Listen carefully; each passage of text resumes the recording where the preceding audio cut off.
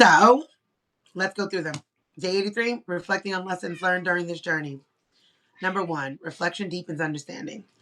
Taking time to reflect on experiences helps uncover lessons, growth, and areas for continued improvement in liberation work. Again, not perfection, but consistency.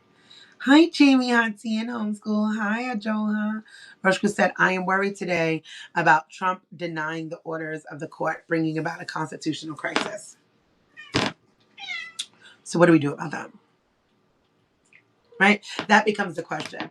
How are we creating things? Look at these. Hold on. Lord. Talk to me. That's the best thing. What are you worried about? And what can you do about it, right?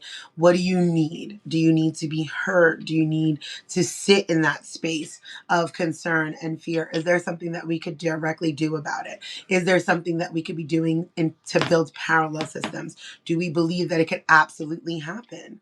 Do we think that we are in a dictatorship? Because we're not currently, right? Like he thinks he's a king. And contrarily, many people are showing him like, yeah, we're not doing that. We're not going along with this. We're not. That's just not happening, right? Like we're not going, this is insane. What's your fears? Talk to me. Right? Because we get to be worried, we get to be concerned. But then I want us to sit down and reflect. Like, what does this look like? Like really sit down with that. And how can we combat certain things? Because we're not there yet, right? We are not in full-blown fascism. We're not in a dictatorship. So how do we avoid getting into those spaces with people? What do we do to protect ourselves? Those are good reflection points. So I await your answer and we can continue to have those conversations.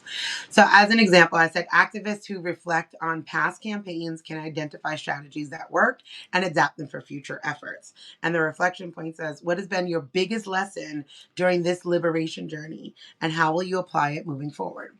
You wrote your congressmen and senators.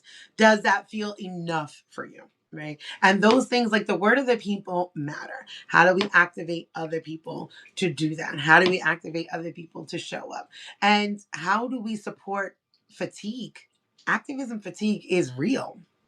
When we are getting a media that constantly is telling us what he's doing, and not the pushback that's happening, right? Like where are you? I'm seeking alternative news outlets. So I could just tell you what I'm doing for my own self is I have not turned on the news in years.